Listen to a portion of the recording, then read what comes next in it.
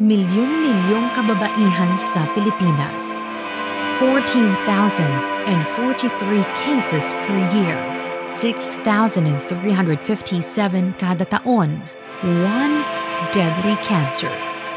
At yan, ang breast cancer. Atin silang kausapin upang malaman ang kanilang damdamin at inaasam-asam bilang isang breast cancer survivor. I am Jane Cecile Bueno Paulino, 53 years old, married, with 3 children, residing in Merville, Parañaque. Ako ay si Mercedes Benson, 57 years old, nakatira sa Parañaque City. Ako po si Shirley Saldana, 35 years old, from Baysa, Quezon City. Ako po, I am a nurse before, pero opted to be a housewife na lang. As of now, housewife po ako. Ako po sa kasalukuyan, nag-back to school, taking up education po. Wala naman pong pagbabago ang day-to-day life ko ever since nagka-surgery ako. Ang feeling ko lang, of course, one part of my being a woman was removed. Ang nag-alala ako, baka magbago ang pagtingin ng mister ko sa akin. Ako si Fidel Paulino, asawa ni Jane Paulino na isang cancer survivor. Ganon pa rin, maganda pa rin siya. At marunong naman siya magdala. Ang daming yung mga scarf, mga design na scarf. So, hindi naman halata. So, pakaganda pa rin niya. Kasi mga 1 year ago, may nakakapa na ako, may bukol na ako nakapa. Then later on, umaano na talaga siya, lumalaki na. Noong una po kasi, ano lang siya, maliit na bukol lang po siya. Tapos, parang ang bilis niya lumaki. Months lang, 3 months lang, parang kasing laki na siya ng golf ball size. Pero sa kabila ng masalimuot na kondisyon na ito para sa ilang mga kababaihan, hindi ito nagiging balakid para ituloy ang buhay. Na minsan ang kakulangan sa ibang bagay napupunan din ng mga taong handa silang samahan habang buhay. Naging prayerful ako, tapos naging closer pa yung husband ko sa akin, naging supportive siya, even my children.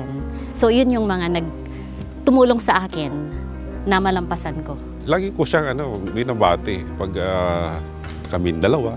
Sinasabi ko, ang ganda-ganda mo. Tapos yung tsaka sa mga pictures niya, laging pinopost sa Facebook. Gusto ko talagang lumaban. Gusto kong mabuhay, hindi para sa akin, kundi talaga para sa mga anak ko.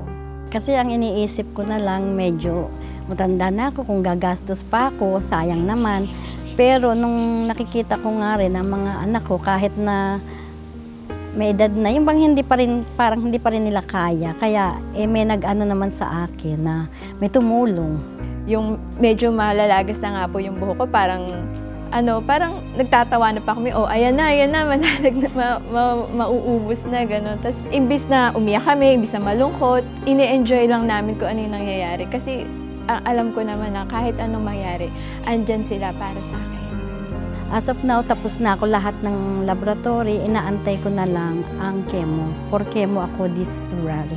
When the doctor took off the staples and the drains, after mga 2 weeks, I looked at myself again in the mirror and I said to myself, I'm still beautiful, even if one part of my being a woman is missing. Ang asawa ko, siya yung Miss Universe ng buhay ko. Siya yung bukod takay one and only ko niya. So, kumbaga, fight. Yun ang naging ko, nag-start ako ng ganun. Kaya nga sabi ko, kung sakaling makasurvive ako, ganun din ang gagawin ko. Natutulong na rin ako sa mga nangangailangan. Siyempre, ang pangarap ko, kung loloobin ng Diyos, ma-extend pa yung buhay ko para din sa mga anak ko. Gusto ko magkaroon ng deeper purpose yung buhay ko. Hindi lang bilang asawa, hindi lang bilang anak. Kundi, siguro pag naging teacher din ako, mas makaka-inspire ako ng maraming tao, mas magkakaroon ako ng chance na ma-share ko din yung pinagdaanan ko sa iba.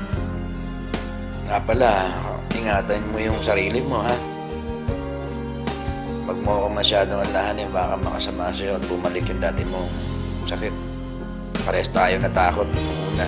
Lalo na ako. Puro takot, pangamba. Yun lang ang masasabi ko sa ngayon siya. Konting tiis lang tayo. Makakaraos din tayo. Di man ngayon, pero alam ko malapit na.